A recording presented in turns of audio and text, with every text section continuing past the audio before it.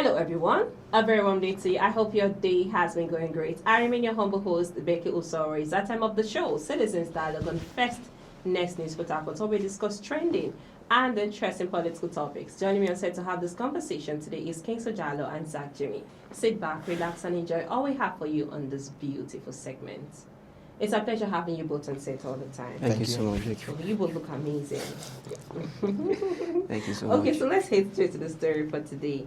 The National Agency for Food and Drug Administration and Control, NAFDAC, Director General Professor Mojisola Adeyeye announced in a press briefing yesterday the banned sale of alcohol in sachets, small bottles, which will take effect from January 1st, 2026. The aim is to reduce alcohol abuse and protect public health and safety. You know, we hear stories of, drunk drivers. Every time you're always seeing them with one thing or the other in their mouth. Even when you're seeing that they are tipsy, but still, they'll still admit that, no, they are okay, all right? And then you see children, adolescents, sometimes in their neighborhood, they feel that, taking these sachets, these stoves are like normal. Do you think it's actually a welcome development, Jalo? Yes, I really recommend the NAFDAC, the chairman and director, Mojeshola, on this move, because indeed it's something that should have been resolved. I think earlier 2024, this motive was passed and giving all beverages organization, a time to be able to resolve this sales of sachets and bottles of alcohols, because if you look at it, it's something that is really affecting most especially our young youth and teenagers. You understand? We could imagine alcohols and high high drinks sold as if they are selling biscuits, and which has really caused health issues in the life of the citizens of Nigeria. I think it's a very good one. And again, I really want to urge all organizations, beverage organizations and companies, so to limit this kind of things like this should be sold probably in beer parlors and in those kind of places, hiding places, rather than exposing it to the public generally. At least we should think about the health of the economy in this aspect, most especially children, because in most cases I've gone around and I see how young children, young teenagers buying such things, consuming it. I remember when I was in the teaching field, couple of times whereby I saw my students, bringing such sachets and hot drinks to school, and indeed it's really affecting the for the health, for the good health of the citizens, indeed. So it's a good one from the NAFDAC organization. Yes, and I think it should be. It's not just affecting just children, but adults, everybody. Of course. We may likely want to say, okay, in the lives of adults, that it's something that they can, easily carry, their body system can carry. But for alcohol does not really have if you're an adult. Exactly. But I'm just kind of bring that motive. Now, if I believe this agenda should really be, because also in the news I think 1,000 personnel has been ordered to carry that action, and I think there should be a full implementation on that. It shouldn't just be something that will be said and at the end they will throw it under the carpet without no effect. So I think the implementation should be carried out as soon as possible. Okay, thank you so much. Zach, now what are your thoughts on that story?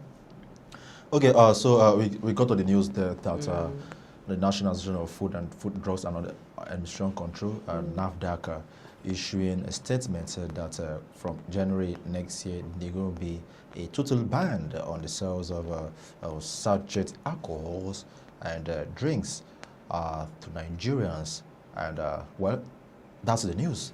But the reaction towards this particular development has stirred so much thoughts and so much opinions from people saying that, well, what would be the fate of people who practically go into this as a means of livelihood? What would be their fate? Because to be very sincere and to be very candid, and so that we don't try to beat about the bush and not trying to be economical with the truth. There are people whose source of livelihood depends totally on the sales of these drinks. And we also have an organization in Nigeria, the Standard Organization of Nigeria, and we also have the Manufacturers Association of Nigeria, SMAN, and we also have even the NAFDAC, and we also have the Standard Organization of Nigeria, the SON, who has given this kind of organization, these companies, opportunities of giving them the carry on to produce it. They didn't just start producing it all of a sudden. Even cigarettes, right? Where they will say and again, smokers, the contents that yes, they used to produce these the things. tobacco, all of that, that smokers are liable to die, but they still sell it in this country. So these are the same NAFDAC who are still encouraging it, because when we say cigarettes, for example, NAFDAC, they're in charge of it. They approve it. Exactly. All right. Yes. SON approved it. MAN approved it. Yeah. Do you understand what I mean? So for me, what is good for the goose is good for the gander. It is not just about jumping into stopping sachet alcohol. Now, have you thought of what would happen to the people who depend on this for their daily bread? Have you created an alternative for them? That is one question that needs to be answered. And if we even watch out, like before the end of the year, we'll see that another person is bringing out a new sachet. Do you understand? So now, most of these manufacturers, all right, because they can't, because the buyers cannot afford the full bottles or the complete jar or whatever you call it. They have to, find a way of segmenting into sachets so that it can be affordable even to the layman. So now, if you scrap the sachet away, all right, are you telling us that, are you assuring us, or is it in a way telling Nigerians that it is a ban on alcohol? Of course, people will now move from the sachet now. They'll be drinking the bottle on. And the bottle is an incident. And the answer now will be much. Now, if you, because at the sachet level, you can control 1, 2, 3. They can control the level. But now that you say no more sachets, it's as good as telling us everybody move close to the bottle. So now, at least maybe somebody now is really tipsy. They can use the bottle. They can use the bottle. And now, do you know, after the bottle, after drinking with the bottle, they say they can use the same bottle to boost. You know what I mean? So before we come up with things like this, you think around. 360 degrees. Think around. Think about the outside effect. Yes, you understand that, it's just a way of coping the menace of alcoholism. But have you thought the other way around? So I think Adeye Modishola should go back to the drawing board and look into this again. Well, I would not totally blame her, because last 2 weeks, if I'm not mistaken, the senator representing the good people of Cross River State South, talking about Senator Asukwa Ekpeyong, raised this on the floor of the Senate, that there should be a ban on sachet drinks, all of that. Well, if the Senate is still in conversation in this, it has not been moving to a motion yet. So I would rather think that the NAFDAC boss should wait until the Senate, right, moves this into a bill. Then we can now comment it as a law. But for now, please, allow people do their thing. Exactly. Everybody that want to drink, everybody that want to drink should drink and know that there's a drink wisely. That's the same way they say smokers are liable to that. They should also say drinkers are liable to do what? To die young. Because at the end of the day, you are, just like you mentioned, some drivers take it, they say it's to shine eye, but to keep them warm. Enter bush. It's an enter bush. Now, my advice to those drivers that once in a while, there's what we call breathalyzers. Breathalyzers test the level of alcohol in your system. They should once in a while be going for breathalyzers. They should have a control the alcohol, because at the end of the day, if you drink alcohol and use it to commit havoc, the law will come for you. No, but you can't blame it on alcohol. Alcohol in the Western world is just an item used to warm the body. But you see in Nigeria, we use it to to shine high. You see that when the sun is high, somebody will be smoking. How do I say? You smoke. But in the Western world, because of the cold weather, they smoke so that to keep their body warm. But in Nigeria, we smoke just to feel among. I just want to hope. Okay, just briefly. Okay, on that story, you have something to say? Yeah, I just want to hope, because I think the deadline will be until January 1st, 2026. So I think definitely before now to then, there will be changes in the market sector. Hopefully. Right? Okay. Former Senate President Bukola Saraki has declared that he is not in support of the People's Democratic Party proceeding with the planned November 15 to 16 National Convention in Ibadan, Oyo State, saying it is a waste of effort. Recall that 2 weeks later, another court in Abuja also restrained the PDP and INEC from proceeding following a case filed by former Jigawa State Governor Sule Lamido over his exclusion from the chairmanship race. However, an Ibadan High Court gave an order for the same convention to hold, provided the party follows its guidelines that the ruling remains valid until November 14th. One faction loyal to Damagun insists the convention will go ahead, but another group believed to be aligned with former Rivers State Governor Nyesom Wike, we all know the crisis happening in PDP, has warned members to stay away, calling attendance a contempt of court.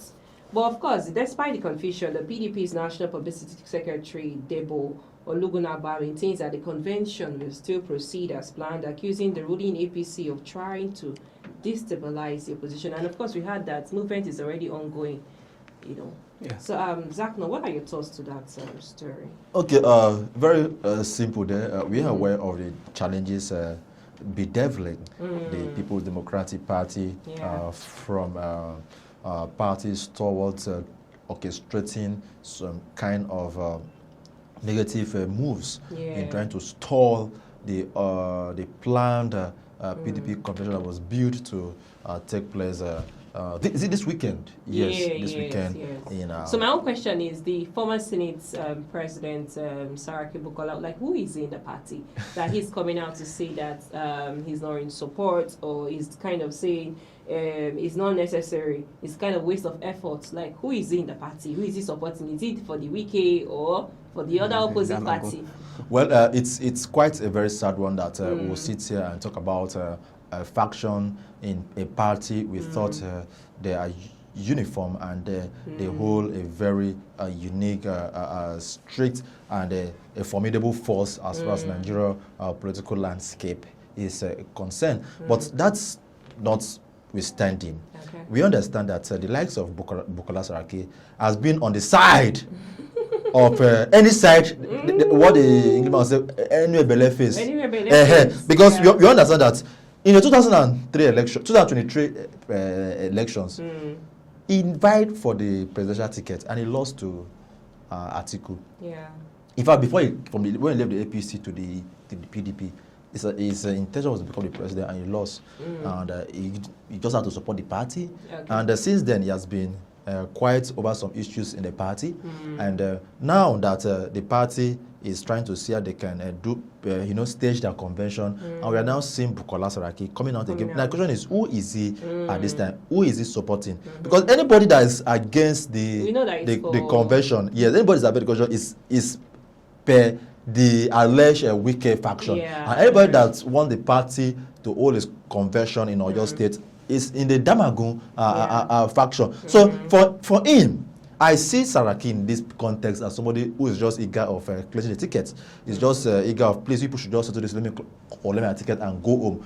Whether you want to conduct your primaries or not, whether you want to conduct your convention or not. But it is a very sad one year for the party. Let's be very candid, because one judgment from the PDP. One judgment passed by Justice Jim Mutosho in the Federal High Court restrained the PDP from going ahead from their convention, and another judgment by another lawyer in Oyo State gave another, do I call it another counter justice, judgment rather, that and the convention valid until November 14th, the convention should go on, and then court again and say, please, no. So now the case of PDP is now an issue that is now decided in court, quite a sad one, an issue that should have been addressed internally in the internal mechanism of the party. But before I submit on this, when have we gotten to a point that the court now decide what happens in another party? I thought in parties mechanisms, the only way they sort out their issue is when they come together in dialogue or something. That is why I say in this case that the court should completely steer clear. People who keep rushing to court on issues that should be addressed internally, I see them as mediocres in the party. If you regard this party to be your family, will you take a family issue that you would have called everybody in a round table and then sort the issue out, and then the next thing you feel you can do is to go to court? I don't believe in going to court over party issues. But since the PDP has grown beyond the part that they cannot address the issue internally without going to the court. Well, can we now have justices that will not be supporting anybody? Because I look of things, it's as if some judges are in support of some faction. Allegedly. And some parties and some judges are also in support of the faction. Be it as it may, there is no way this case will be brought before Joseph Motosho that he will not tell you that the party should hold conviction. If that one is real, he will tell you no. Now people will now say it belongs to the BK. So let us have judges. Well, I wouldn't blame them because you who brought the issue to them means that what we're expecting, because you're supposed to address your issue inwardly. So this is a clear call for the PDP that yes, you need to go back to the drawing board and address the issues of the party so that at least the convention should hold this month. If convention does not hold this month, 226 is late. You have timeline to submit your party leaders executive to INEC. So if you don't conduct your convention this November, what time will you have again? So those who are fighting the PDP should also consider, they should not tear the PDP apart, for crying out loud.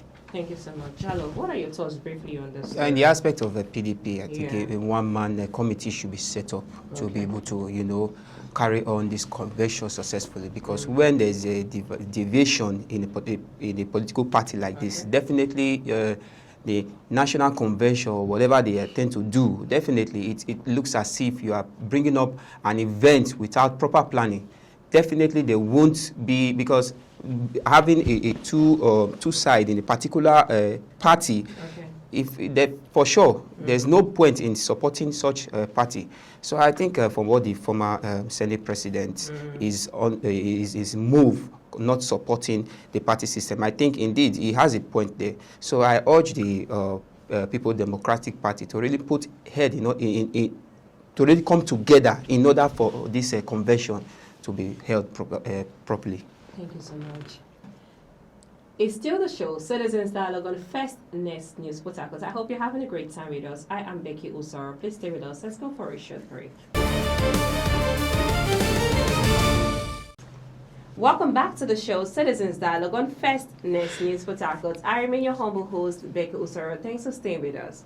Jalo, human rights activist Omoyele Sowore has dragged the Inspector General of Police Kayode Egbetokun, the Nigerian police force. The story is just funny. The Commissioner of Police, Federal Capital Territory, and the Attorney General of the Federation before the Federal High Court in Abuja demanded 1.2 billion naira in damages over what he described it as illegal arrest, detention, and arraignment by police operative in Abuja.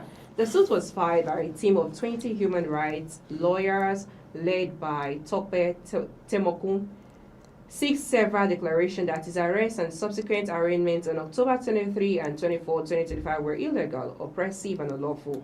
Sowore alleged that the police actions amounted to a blatant violation of his constitutional rights to liberty, dignity, and movement. I saw a video where he was actually, I don't know who he was calling, whether he was making prank or something. Jalo, what are your thoughts on that story? Yeah, in the section 41 in the Constitution, just as you said, violating your freedom of movement. One, I think, indeed, it calls for suing the Commissioner of Police. Yes, I think being an activist, you have, apart from being an activist, as a citizen of the country, you have the right of movement. You also have the right of speech. You understand? Those are one of your legal rights as a citizen. So the police, arresting him unaware, it's uncalled for. So indeed, he has suing the Commissioner of Police. I think it will actually bring a notice to the security forces that look, the harassment, denying citizens their right. It's something that shouldn't be done. You understand? Despite you are in the armed force, you are in the security agencies, doesn't give you the availability to start denying people of their rights. Fine, even if he's going for a protest, just as he did concerning the Nnamdi Kanu release, I think it's his right. You understand? This is someone who has gone to the front line, speaking on behalf of someone who agitated for a country, and definitely he has been in custody for years. And his detention, seeing that it might cause havoc later on in the country, at least he came out and came on the front line look, we need the release of this man. Okay. So you arresting him unlawfully, definitely you should indeed be sued. So I think his agenda is suing aspect right now is actually the best thing he has done as an activist. Thank you so much, Jalo. Zakno, your last thoughts on this story, please. All right. Okay, my last thoughts, very simple. Okay. All right. The activists, Omoyele Sowore, of course, he has the right to sue the Inspector General of Police, Kayode Egbetokun, and of course, the lawful sue is embedded in the Constitution, because according to him, his right to freedom, his right to dignity, and his right to freedom of speech, as embedded in Section 37, 38, and Section 41 of the Constitution, was breached, and to not just breached by the common Nigerian, it was breached by people who were supposed to uphold the law.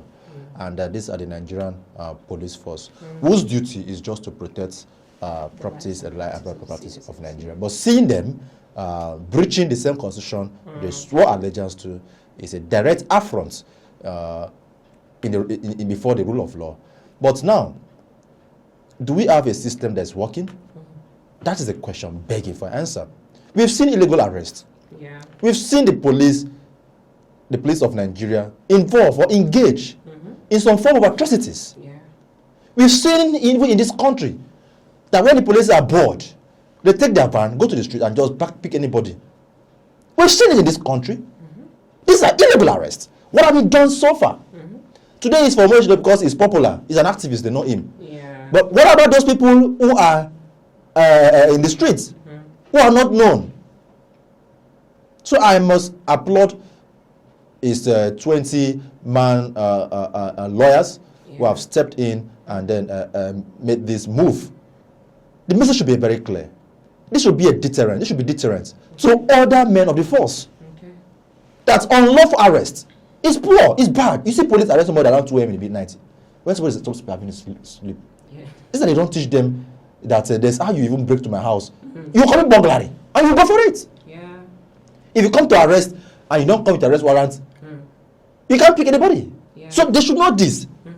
Everybody have their rights. Sure. Even a criminal, until it is proven he or she is proven guilty by a competent, not just law, a competent law of court of law. Yeah. Such a person still remain and his right is still with him.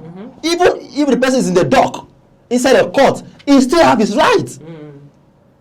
The right can only be taken away in section 45.